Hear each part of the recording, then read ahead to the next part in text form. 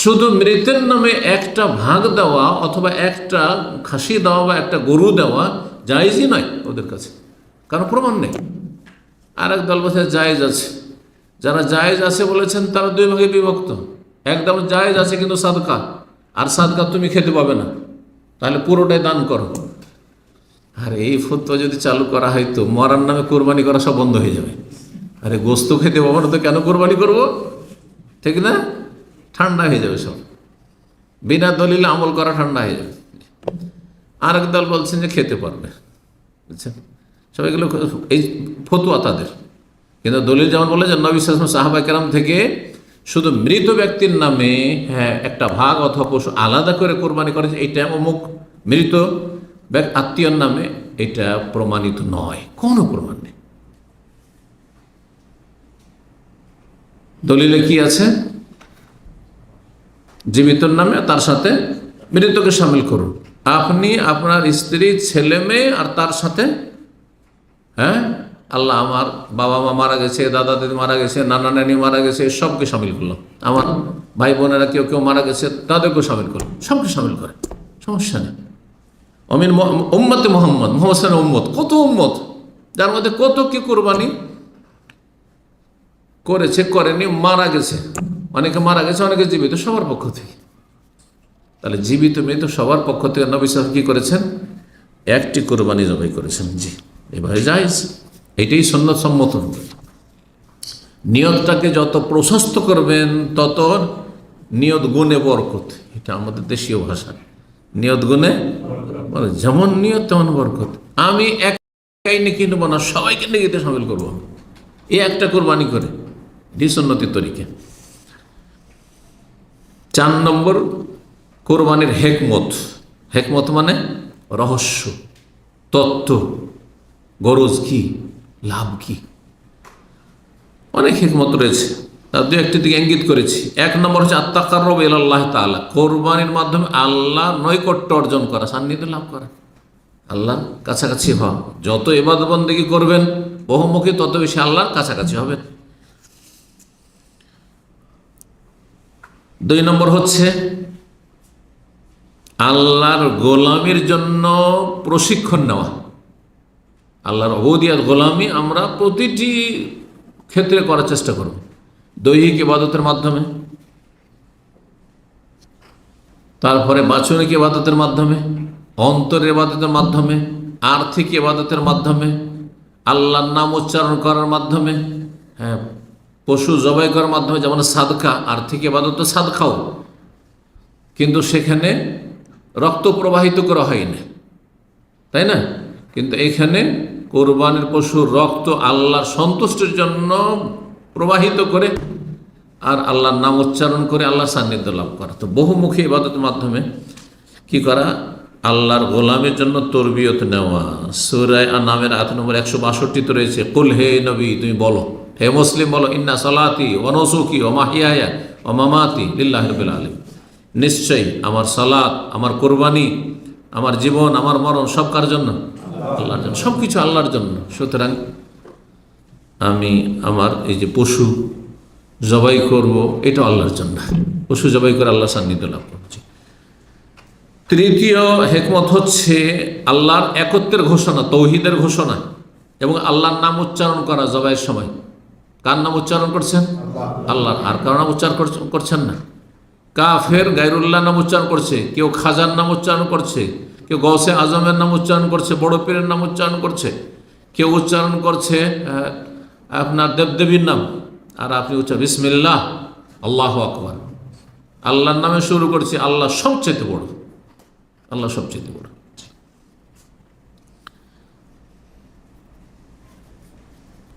কারণ আল্লাহ সূরা হজের আয়াত 34 বলেছেন, যে আয়াতের শুরুতে আলোচনা করলাম, লিয়াযকুরু ইসমাল্লাহ, প্রত্যেক উম্মতকে ওয়ালি কুল্লি উম্মতিন জাআলনা মানসাকান, কোরবানি বিধান দিয়েছি কেন? যাতে আল্লাহর নাম কি করে? উচ্চারণ করে, আল্লাহর নাম উচ্চারণ করার মাধ্যমে তাওহীদের ঘোষণা। 4 নম্বর হেকমত, রহস্য হচ্ছে অভাবীদেরকে খাওয়ানো, অভাবীদেরকে খাওয়ানো। কারণ এই কোরবানির ওসিলাতে অভাবীদেরকে গোস্ত খাওয়াচ্ছি, এমনি কোরবানি ছাড়া সারা বছর অনেকেই ধনী মানুষের প্রায় প্রতিদিনই বাড়িতে গোস্ত থাকছে, গোস্ত মাছ ছাড়া তো কোনো খাবারই নেই। বিশেষ করে এই আরব দেশে যারা থাকছেন, গোস্ত মাছ ছাড়া কোনো খাবারই নেই। আর আরবরা বললে তো আরবদের কাছে সবজি ভাত বলে কিছু নেই, আছে? সর্বনিম্ন কমপক্ষে চিকেন হইতে হবে, মুরগি হইতে হবে, ঠিক কিনা? আমরা নয় মাঝে মাঝে ডাল আর সবজি খেয়ে থেকে যা অভ্যস্ত আছে, কিন্তু আরবদের মধ্যে আছে না, কমপক্ষে এটা সর্বনিম্ন। কি আমি বলি, আমাদের দেশে ডাল, আর আরবদের হচ্ছে চিকেন। মুরগি হচ্ছে ডাল বরাবর।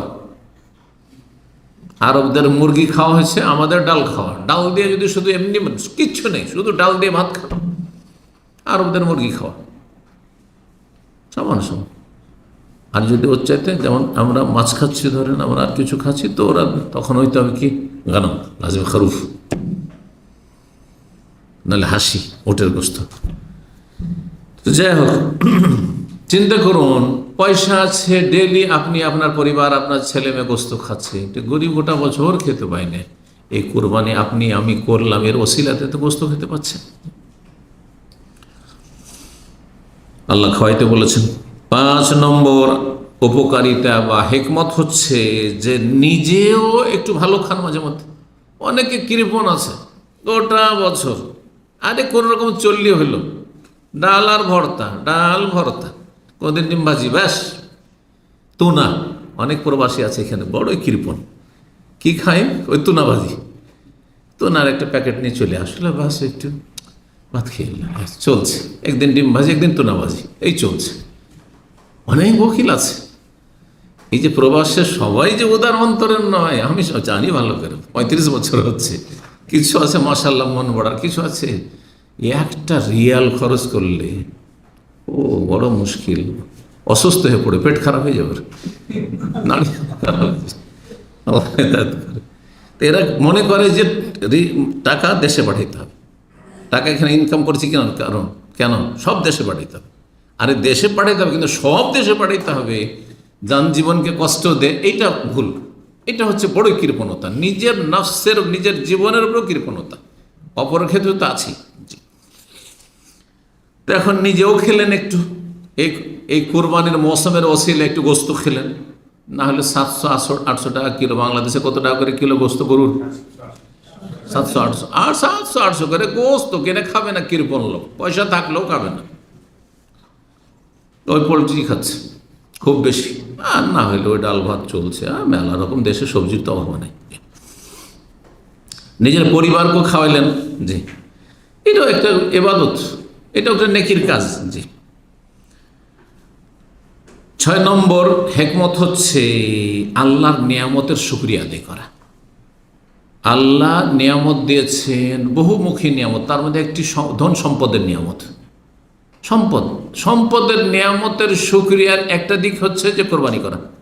আল্লাহ পয়সা দিয়েছেন, অনেক আল্লাহ দেননি, এই যে নিয়ামত দিয়েছেন, কি শুকরিয়া?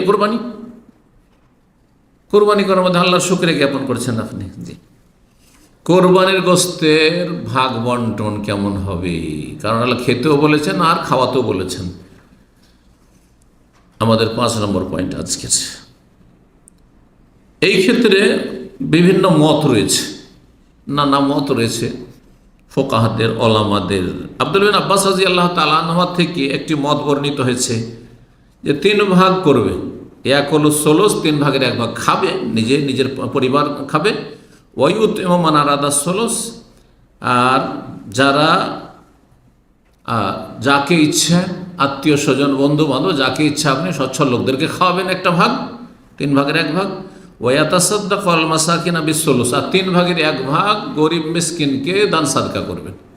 তাহলে 3 ভাগের 1 ভাগ গরিব অভাবীদের জন্য, 3 ভাগের বা আত্মীয় স্বজনদের জন্য, গ্রামবাসীর জন্য, আর 3 ভাগের 1 ভাগ হচ্ছে নিজের পরিবারের জন্য।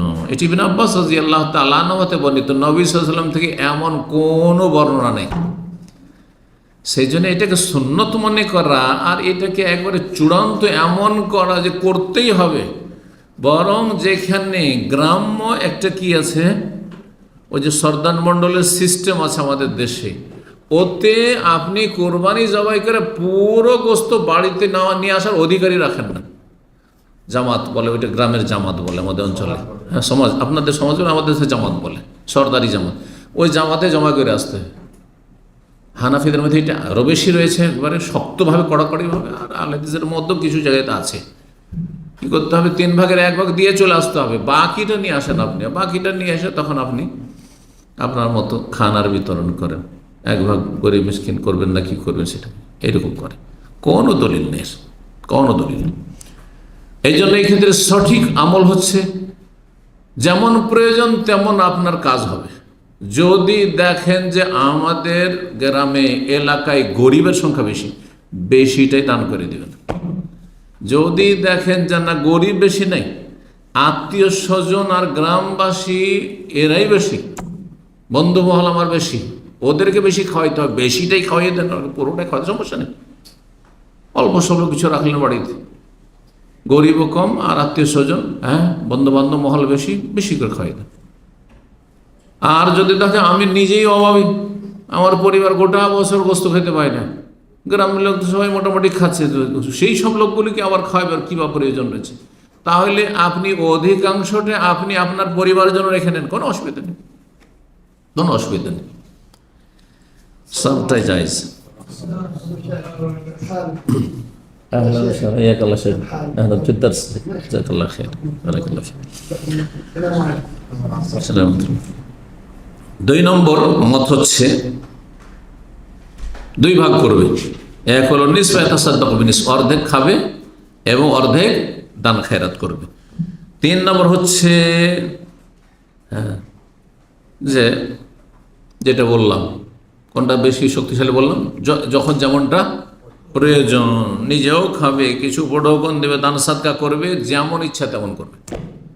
যদি মনে হয় যে আমরা অভাবী, অনেক সময় এরকম হয়, গরিবের বাড়ি বিয়ে লেগেছে, এই কোরবানির গোস্ত বিতরণ করলে আবার গোস্তকে কি করতে হবে? খরিদ করতে হবে, আর না হলে ওকে গরু বা ছাগল খরিদ করতে হবে। কোথায় পাবে গরিব মানুষ? কোরবানির গোস্ত দিয়ে বিবাহ সারুক, কোনো অসুবিধা নেই। আমাদের দেশের মানুষরা সমালোচনা শুরু করে দিবে, আরে দেখো দেখো, এই কোরবানির গোস্ত দিয়েও বিয়ে সেরে নিল, ভালো কাজ করেছে, গরিব মানুষ ভালো কাজ করেছে। পুরোটাই যদি রেখে নেয়, কারণ দেখছে সবার মোটামুটি কোরবানি হয়েছে, এদের দেওয়ার কী প্রয়োজন রয়েছে? আমি অভাবী মানুষ, আমার এই কোরবানি দিয়ে আমার যে প্রয়োজন তা সেরে, কোনো অসুবিধা নেই, কোনো অসুবিধা নেই। ইয়াফআলু মা ইয়াশা, যেমন ইচ্ছে তেমন করবে।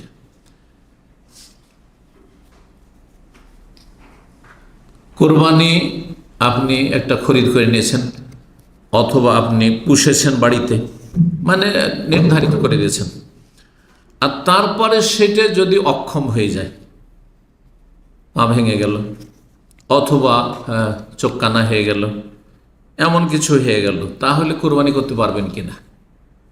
এই দোষগুলি দেখে কোরবানি কিনতে পারবেন না।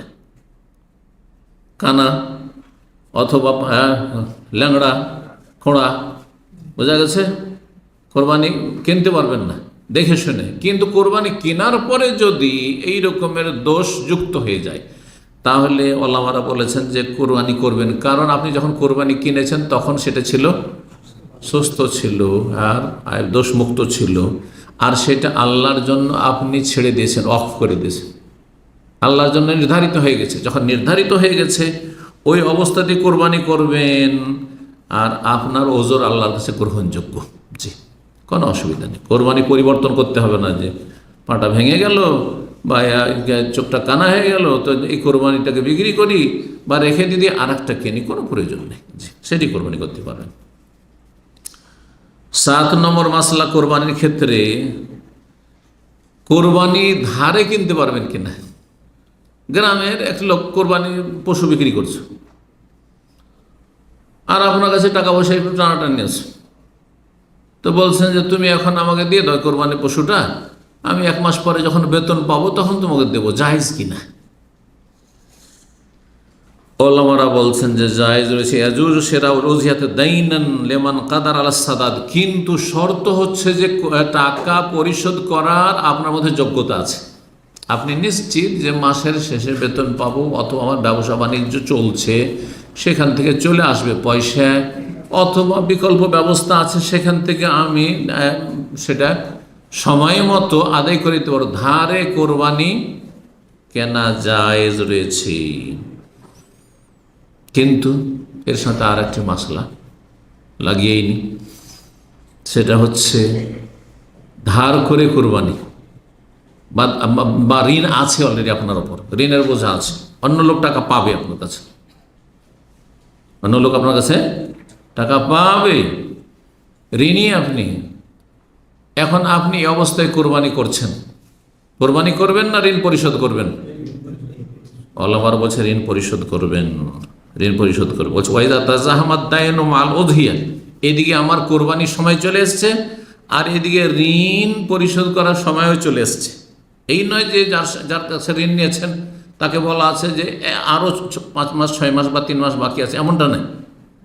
ঠিক এই জিলহজ মাসে টাকা দিয়ে দেওয়ার কথা, আপনার ঋণ পরিশোধ করার কথা, আর এই সময় আপনার ওপর কোরবানিও চলে আসছে। কোনটা করবেন আপনি? কোনটা করবেন? বলছেন কদ্দেমা সাদাদহু, আগে ঋণ পরিশোধকে প্রাধান্য দিতে হবে। কেন? লিয়ান্নাহু আবরা আলি জিম্বা লিলি জিম্মা, লিয়ান্নাহু আবরা আলি জিম্বা, কারণ এতে আপনার কাঁধ থেকে বোঝা নামবে। আপনার কাঁধের ওপর ফরজ বোঝা হচ্ছে কিসের? কোরবানি না ঋণের? ঋণ, সেটা আগে নেমে যাবে। সেই জন্য দুটো যদি একই সাথে চলে আসে, কোরবানির মৌসুমও চলে এসছে আর ঋণ পরিশোধ করার সময়ও চলে এসছে, তাহলে আগে প্রাধান্য দিতে হবে কি? ঋণ পরিশোধ। ঋণ পরিশোধ করার পরে যদি কোরবানি করতে পারেন তাহলে ঠিক আছে, আর না হলে করবেন না। অন্যের পক্ষে থেকে কোরবানি করা যায় কিনা? আপনারা অনেকে আছেন প্রবাসে, টাকা পয়সা আছে মাশাআল্লাহ, ভাই আলাদা অন্যে আছে, অথবা শ্যালক আছে, কেউ আছে, যে কেউ বন্ধু মানুষ, একজন আলেম আছেন, গরিব মানুষ, গ্রামে কোরবানি করতে পারে না, নিজেরও কোরবানি একটা করলেন আর ওরও একটা কোরবানি বা একটা ভাগ ওর আপনি করে দিলেন, জায়েজ কি না? জায়েজ আছে, জায়েজ আছে, তবে তাকে জানিয়ে দেবেন। বলছি ইয়াজুজ আন তুযাহিয়া আন গায়রিকাল আজিজ, যেই ব্যক্তি অপারগ, অপারগের পক্ষ থেকে আপনি কোরবানি করতে পারবেন, বেশারতে ইজনি, তার অনুমতি করবে, তাকে বলবেন যে আপনার পক্ষ থেকে আমি কোরবানি করতে চাই। ফাইনাল কারণ আজিজান, সে যদি অভাবী না হয় নিজেই কোরবানি করতে পারবে। তো আসল হচ্ছে যে সেটি তার দায়িত্ব, তার দায়িত্ব, আপনি কেন দিতে যাবেন? তাহলে আপনি করার কোনো প্রয়োজন নেই। জি, কয়টি মশলা হলো? 8 হয়েছে মনে হয়, 8 হয়েছে। 9 নম্বর হচ্ছে অভাবীদেরকে কোরবানি দেওয়া, তার পক্ষ থেকে কোরবানি করলেন, কোরবানি কি? কোরবানি পশু দিয়ে দিলেন তাকে, একটা কোরবানি পশু অভাবীদেরকে দিয়ে দিলেন। এটা দেওয়া যাবে কি? যাবে না। ধরেন 5টা গরু কিনলেন আর গ্রামের 5 জন গরিবকে, অথবা একটা গরুতে ভাগ, অনেক গরিব আছে যাদের কোরবানি নেই, সবকে বলে তোমরা একটা করে ভাগ নিয়ে নাও, এই 5টা গরু তোমাদের জন্য, 5 সাথে 35 জন তোমরা এতে শরিক হয়ে যাও। করা যাবে কি না? যাবে। সহিহ বুখারীতে হাদিস রয়েছে, নবী সাল্লাল্লাহু আলাইহি ওয়াসাল্লাম কোরবানির মৌসুমে সাহাবায়ে কেরামদেরকে কোরবানির পশু দিয়েছেন। তুমি এই উট নাও, তুমি এটা নাও, তুমি এটা নাও, তুমি এটা নাও, এইভাবে দিয়ে দিয়েছেন। তুমি যে তোমার মতো করে কোরবানি করো, জায়েজ রয়েছে। 10 নম্বর মাসলা হচ্ছে যেই ব্যক্তি কোরবানি করতে ইচ্ছুক, যিনি অভিভাবক, যিনি মূল ব্যক্তি, তার জন্য জিলহজ মাসের চাঁদ ওঠার পরে সে নর হোক অথবা নারী হোক, পুরুষ হোক অথবা নারী হোক, যার পক্ষ থেকে আসল ব্যক্তি কোরবানি হচ্ছে, তার সাথে যারা আছে তারা নয়। অর্থাৎ বাড়ির অভিভাবক আপনি কোরবানি করছেন, আর এই কোরবানি আপনার পক্ষ থেকে, আপনার স্ত্রীর পক্ষ থেকে, আপনার ছেলে মেয়ের পক্ষ থেকে, বোঝা গেছে কিনা? কিন্তু সরাসরি তাদের কোরবানি নয়, তারা আপনার কোরবানিতে সামিল, তাদেরকে সামিল করেছেন। তাহলে এখানে চুল কাটা থেকে, নখ কাটা থেকে, শরীর অপ্রয়োজনীয় পশম ফেলা থেকে বিরত থাকবেন সবাই। না কোন ব্যক্তি? মূল ব্যক্তি, যিনি কোরবানি করতে ইচ্ছুক। এই মর্মে কয়েকটি হাদিস রয়েছে। উম্মে সালামা রাদিয়াল্লাহু তাআলা বর্ণিত, ইযা রাআইতুম হিলাল যিল হিজ্জা, যখন তোমরা জিলহজ মাসের চাঁদ দেখতে পাবে, ওয়া আরাদা আহাদুম আন ইউদাহিয়া, আর তোমাদের কেউ যদি কোরবানি করতে ইচ্ছুক হয়, ফালিয়ুমসিক আন শারি ওয়া আজফারি, তাহলে সে যেন পশম আর নখ না কাটে। অন্য রিওয়ায়াতে রয়েছে বাশারিহি, শরীরে চামড়ার কোনো কিছু না কাটে। এমনকি নখের পাশে অনেক সময় ধরেন একটু আপনাকে ডিস্টার্ব করছে, কষ্ট দিচ্ছে, বেশি যদি কষ্ট দেয় তাহলে জায়েজ সালামার বলছেন, কিন্তু এমনিতে বিনা প্রয়োজনে কোনো কিছু কাটবে না। এই ক্ষেত্রে নর নারী সমান। কোনো মহিলা কোরবানি করছে, হতে পারে মহিলা মূল, তিনি কোরবানি করছেন, তার ছেলে হয়তো বিধবা অথবা তালাক প্রাপ্তা, তিনি কোরবানি করছেন, তার পয়সা আছে, বা এমনি যে আমার কোরবানি, আমারও কোরবানি, স্বামী স্ত্রী দুজনই কোরবানি করছে, এটাও তো হইতে পারে। আপনি কোরবানি করছেন আর আপনার স্ত্রীও কোরবানি করছে, আমার কোরবানি, এটা আমার কোরবানি, তাহলে তখন আপনার স্ত্রীকে কী করতে হবে? এসব থেকে বিরত থাকতে, চুল কাটা থেকে আর নখ কাটা থেকে। কোরবানিতে কোরবানির পশুগুলি সম্পর্কে আলোচনা করে দিয়েছি, তাই না? কোরবানির পশু হচ্ছে গবাদি পশু, বাহিমাতুল আনাম, আর গবাদি পশু হচ্ছে আল বাইর মানে উট, আর আল বাকার গরু, আর আল গানাম আর ছাগল। এগুলির যে কোনো ক্যাটাগরি হোক না কেন, যে কোনো শ্রেণীর হোক না কেন, যদি গরু আর উট হয় তাতে 7 জন শরিক হতে পারবে, তাতে 7 জন শরিক হতে পারবে, 7 জনের বেশি নয়। যদি একটি হাদিস 10 জন সম্পর্ক রয়েছে, আর কিছু কিছু ওলামারা জায়েজ বলেছেন উটের ক্ষেত্রে, কিন্তু প্রসিদ্ধ যেহেতু 7 জন, তো 7 জনই ক্ষান্ত থাকা উচিত। জি, আল্লাহ তাআলা আলাম, সতর্কতা অবলম্বন করে। তো 7 জন করে গরুতে অথবা উটে শরিক হওয়া জায়েজ। এখানে আরেকটি মাসলা তাহলে আলোচনা করে দিই, যখন শরিক হলেন, ভাগে কোরবানি নিলেন, তো একটা ভাগ একজনের পক্ষ থেকে হবে না একজন এবং তার পরিবারের পক্ষ থেকে হবে? এ বিষয়টি তো বড় ইখতিলাফ রয়েছে। এখানে ইখতিলাফের সুযোগ আছে, দ্বিমত করার সুযোগ আছে, কারণ এটা ইজতিহাদি মাসলা, বুঝছেন না? কিন্তু কোনখানে সুযোগ নেই? বলছে শরিকানা কোরবানি নেই, ভাগই নেই, ভাগটা সফরের মাসলা। হ্যাঁ, এটা একেবারে উম্মতের ফতোয়ার খেলাফ। আর একটু আহলে হাদিসদের ফতোয়া না, আহলেদের মধ্যে 2-1 জন ভুল ফতোয়া দিয়েছে, সেই ফতোয়া মোটেই আমলযোগ্য নয়, গ্রহণযোগ্য নয়। কথা বোঝা গেছে? ক্লিয়ার কথাবার্তা। জি, তাহলে শরিকানা কোরবানি উটে আছে আর গরুতে আছে।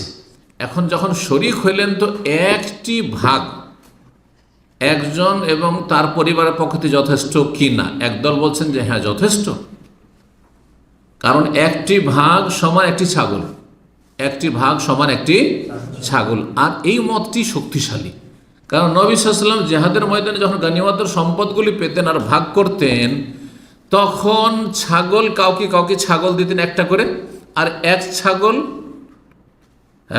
এক ছাগল সমান করতেন 7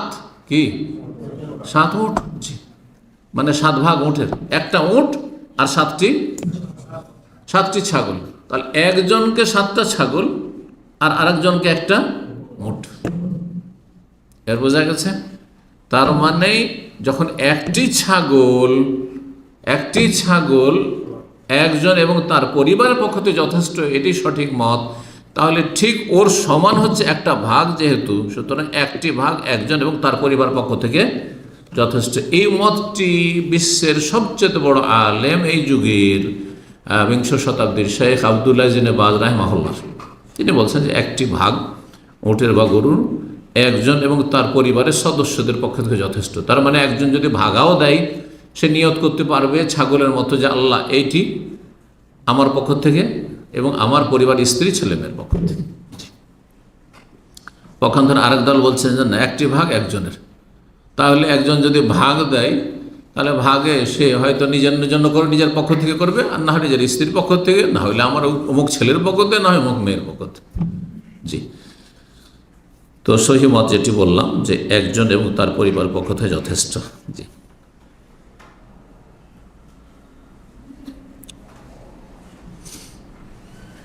কয়টি মাসলা আলোচনা হলো? 11টি হয়েছে। 11, যে 10, 11। 12 নম্বর মাসলা, কোরবানি জবাই করার সময় বিসমিল্লাহ বলতে হবে এবং আল্লাহু আকবার বলতে হবে। বিসমিল্লাহ, আল্লাহু আকবার। শর্ত হচ্ছে বিসমিল্লাহ বলা। বিসমিল্লাহ না বললে পশু হালাল হবে না, বিসমিল্লাহ বলতেই হবে। আর আল্লাহু আকবার বলা হচ্ছে সুন্নাত মুস্তাহাব, দুটোর হুকুমে একই নয়। জি। আর তারপরে যাদের পক্ষ থেকে কোরবানি হচ্ছে তাদের নাম উল্লেখ করা ওয়াজিব নয়, যদি কেউ করে তো ভালো। হ্যাঁ, যেমন একটি কোরবানির ক্ষেত্রে নবী সাল্লাল্লাহু আলাইহি ওয়াসাল্লাম আল্লাহুম্মা, হে আল্লাহ, এটি তাকাব্বাল মিন্নি, আমার পক্ষ থেকে কবুল করো। আর হ্যাঁ, মিন আলে মোহাম্মদ, তাকাব্বাল মিন মোহাম্মদ ও আলে মোহাম্মদ ও মিন উম্মতে মোহাম্মদ। এই কোরবানিটি আমার পক্ষ থেকে, আমার পরিবারের পক্ষ থেকে, মোহাম্মদের পরিবারের পক্ষ থেকে, আর মোহাম্মদ সাল্লাল্লাহু আলাইহি ওয়াসাল্লামের উম্মতের পক্ষ থেকে বলেছেন নবী সাল্লাল্লাহু আলাইহি ওয়াসাল্লাম। ঠিক ওই রকমই যদি 7 ভাগ থাকে, আল্লাহ তাকাব্বাল, হ্যাঁ, হাজা, এটি কবুল করো, মিন ফুলানিন ও ফুলানিন ও ফুলানিন ও ফুলানিন ও ফুলানিন ও ফুলানিন ও ফুলানিন, অমক অমক অমকর পক্ষ থেকে বললে ভালো, কিন্তু বলা উচিত না। কিন্তু এখানে বাড়াবাড়ি করে হানাফিরা, নাম সব লিস্ট করে নিয়ে, মানে বাপের নাম সহ নাকি, আরে বাপরে বাপ, আল্লাহ জানেন না যে কার পক্ষ থেকে হচ্ছে? আল্লাহকে জানাইতে হবে। কোরআন একটি আয়াত রয়েছে, আল্লাহ বলছেন আতু আল্লেমুন আল্লাহ, কুল আতু আল্লেমুন আল্লাহ বিদীনিকুম, তোমরা তোমাদের দিন সম্পর্কে আল্লাহকে জানাইতে চাইছো, আল্লাহ জানে না? এই জন্য যারা বলছে যে নাওয়াইতু আন ওসাল্লি লিল্লাহি তাআলা সালাতাদ যোহরে, এটি যে বেদাত আর এটি কোরআন বিরোধী, এই আয়াত দলিল। আল্লাহ কি জানে না যে তুমি জোহরে দাঁড়িয়েছ? আল্লাহ কি জানে না যে তুমি ফরজ পড়তে দাঁড়াচ্ছ, এখন ফরজ শুরু করতে যাচ্ছ না সুন্নাত শুরু করতে যাচ্ছ? জানাইতে হবে যে আল্লাহ, আমি নিয়ত করছি জোহরের নামাজ, আর আমি মুখ করে আছি কিবলার দিকে, আল্লাহ তোমাকে জানাচ্ছি। আর তারপরে 4 রাকাত, হ্যাঁ, মুতাওয়াজ্জিহাল কাবাতিশ শরীফাতি, আল্লাহু আকবার। কোথা দিয়ে পেলেন এসব বিদআত? বুঝা গেছে?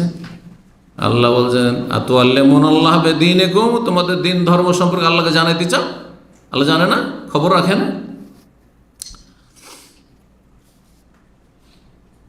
তো যাই হোক, কেউ যদি বলে ঠিক আছে, মুস্তাহাব জবাই করার সময় বলবে আল্লাহুম্মা হাযা আন্নি বা মিন্নি, এটি আমার পক্ষ থেকে, ওয়ান আহলে বাইতি, আমার পরিবারের পক্ষ থেকে, যেমন নবী সাল্লাল্লাহু আলাইহি ওয়াসাল্লাম থেকে প্রমাণিত, এটি আমার পক্ষ থেকে, আমার পরিবারের পক্ষ থেকে, বললে মুস্তাহাব, না বললে কোনো অসুবিধা নেই। জি।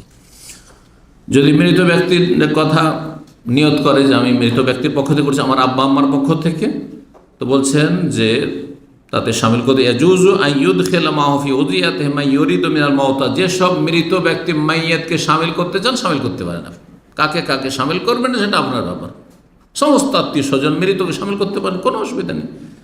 যেমন হচ্ছে আল্লাহুম্মা হাযা আন্নি, এটি আমার পক্ষ থেকে, ওয়া আলা আহলি আল আহিয়া, আমার জীবিত যে আত্মীয়রা রয়েছে বা জীবিত পরিবার রয়েছে, অল মাউতা, আর মৃত আত্মীয় রয়েছে তাদের পক্ষ থেকে।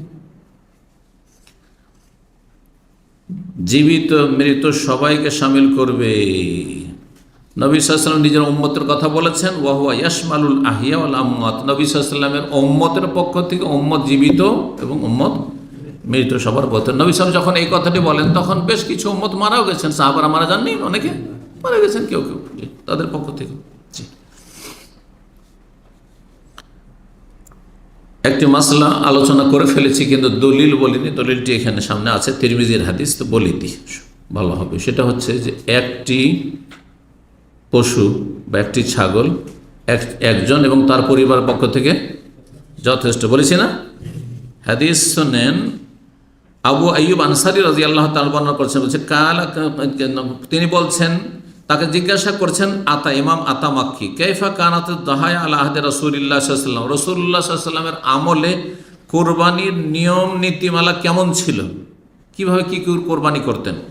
ফাকালা কানার রাজুল ইউদাহি বিশাতে, যে কোনো পুরুষ ব্যক্তি কোরবানি করত একটি ছাগল, আনহো মানে নিজের পক্ষ থেকে, আর ওয়ান আহলে বাইতিহি নিজের পরিবারের সদস্যদের পক্ষ থেকে। একটি ছাগল তাহলে নিজের পক্ষ থেকে, নিজের পরিবারের সদস্যদের পক্ষ থেকে, তাহলে পরিবারে যতই লোক থাক না কেন, ফায়াকুলুন, তারা সবাই খেত, ওয়ুতিমুন, আর খাওয়াইতো, অন্যদেরকেও খাওয়াইতো।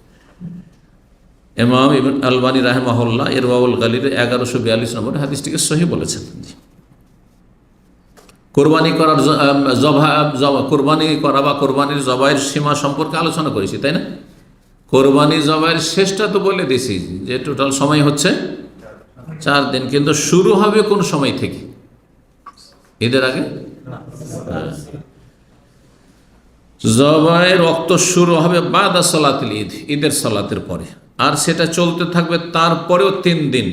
আর সেগুলি হচ্ছে আইয়ামুত তাশরিক ইলা গুরুবে শামসিল ইয়াউমির রাবি মিন আইয়ামিল ঈদ। হ্যাঁ, চতুর্থ ঈদের দিন, অর্থাৎ ঈদের দিন 10 তারিখ, তারপর 11, 12, 13, তাহলে হ্যাঁ, চতুর্থ দিনের সূর্য ডুবা পর্যন্ত চলবে। সূর্য ডুবে গেলে আর কোরবানি করা যাবে না, সূর্য অস্তমিত হয়ে গেলে আর কোরবানি করা যাবে না। তবে 10 তারিখে কোরবানি করা বেশি উত্তম, কারণ নবী সাল্লাল্লাহু আলাইহি ওয়াসাল্লাম 100টি জবাই করেছেন, হ্যাঁ, হজের দিনে 10 তারিখে সবগুলি জবাই করেছেন, তাই না? যে এই জন্য ওইটা বেশি উত্তম। আচ্ছা, কোরবানি রাত্রে জবাই করা যাবে কিনা? অনেকে মকরু বলে, কিন্তু দেশে শোনা যায় না, জবাই করা যাবে। রাতে হোক দিনে হোক যে কোনো সময় জবাই করতে পারবে, যে কোনো সময় কোরবানি জবাই করতে পারবে, অসুবিধা নেই। কোরবানি মহিলা জবাই করতে পারবে কিনা? আমাদের দেশে আবার কিছু ফতোয়া আছে মহিলাদের জন্য জবাই করা, হ্যাঁ, শুধু কোরবানি না, পশু জবাই, মুরগি জবাই করা মাকরুহ। এটা হানাফি সমাজে খুব প্রচলিত না, কোনো মাকরুহ বলে কিছু নেই, জবাই করতে পারবে, কোনো অসুবিধা নেই। কোরবানি নিজের হাতে জবাই করা হচ্ছে উত্তম, কিন্তু কেউ যদি অন্য কাউকে দায়িত্ব দেয় সেটি জায়েজ, কাউকে যদি দায়িত্ব দেয় সেটি জায়েজ রয়েছে। বলছেন আল আফজালু আইয়াযবাহা উযিয়াত হবে নাফসিহি, উত্তম হচ্ছে নিজের কোরবানি নিজেই করবে, যদি করতে পারে তাহলে এটা উত্তম, ওয়াজিব নয়। আর ওয়ায়াজুজ আন ইউআক্কিল আলাইহা মুসলিমান গায়রু, অন্য কোনো মুসলিমকে দায়িত্ব দিতে পারবে উকিল বানিয়ে, যে তুমি আমার কোরবানিটা জবাই করে দাও, আপনি জবাই করে দেন আমারটা। আমি গেলাম না, আমার ছেলেকে বললাম অথবা কাউকে বললাম, কোনো আমাদের দিন ছাত্রদেরকে বললাম যে আমি আমার কোরবানিটা আপনি জবাই করে নিয়ে চলে আসেন, জায়েজ আছে। তবে আমি যদি নিজে করি তো বেশি উত্তম এটি। শর্ত হচ্ছে কি, মুসলিম হইতে হবে। আপনি স্যালেটার হাউসেও যদি জবাই করেন, কিন্তু যে জবাই করেছে সে মুসলিম যেন হয়, আর সেই ব্যক্তি মুসলিম হওয়ার জন্য বড় শিরক মুক্ত, আবার মাজারপন্থী না হয়, কুফরি আকীদা বিশ্বাসী না হয়। এই জন্য শিয়াদেরকে দিয়ে জবাই করানো জায়েজ নয়, এইরকম বেরেলবিকে দিয়ে জবাই করানো, মাজার পূজারীকে দিয়ে জবাই করা জায়েজ নয়, এইরকম বেনামাজিকে দিয়ে জবাই করানো জায়েজ নয়। অনেক সময় এই সাহস, গরু জবাই করতে হবে, আমার অত সাহস নেই, বেনামাজিকে দিয়ে দিলেন আপনি জবাই করতেন, না, মোটেই জায়েজ নয় বেনামাজিকে দিয়ে কোরবানি জবাই করানো, কারণ বেনামাজি সঠিক মতে বড় কাফের হয়ে যায়, যে একেবারে নামাজ পড়ে না, তো নিঃসন্দেহে কাফের। জি, আল্লাহ হেফাজত করুন। কোন কাফের যদি জবাই করে, অমুসলিম জবাই করে, হ্যাঁ, চলবে না? চলবে না, জায়েজ না। মুসলিম জবাই করতে হবে, কোরবানি জবাই করবে মুসলিম জবাই করবে। দেখেন, এমনি যদি ইহুদি খ্রিস্টান আহলে কিতাব জবাই করে এমনি পশু, তো তার গোস্ত খেতে পারবেন, কিন্তু কোরবানি জবাই করার ক্ষেত্রে আপনি ইহুদি নাসারাকে জবাই করলে হবে না, আপনাকে জবাই করে খেতে হবে। উযহিয়াতু তারিকিস সালাহ, সর্বশেষ মাসলা, প্রায় 20টার মতো বয়ান করা হয়ে গেছে। যেই ব্যক্তি বেনামাজি, নামাজ পড়েন না, তার কোরবানি হবে? বেনামাজি তো বড় কুফরি করলো, তাহলে যখন সে ব্যক্তি বড় কুফরি, তারই কোনো আমল কবুল হয়নি, তার নিজের কোরবানি কবুল হবে না। কোরবানি কবুল হবে না তো আপনার কোরবানি করবে, জবাই করবে কেন, আর ওটাই কেন কবুল হবে? জি,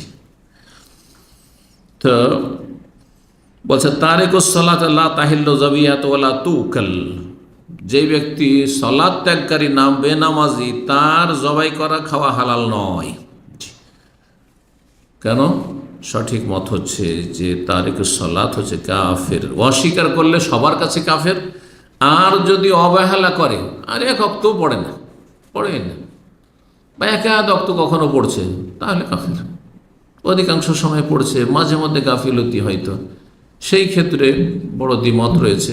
এই ক্ষেত্রে অধিকাংশ ওলামারা বলছেন তা কাফের বলা যাবে না। ধরে 4 অক্তই পড়ছে, কিন্তু ফজরে গাফিলতি, ফাসেক।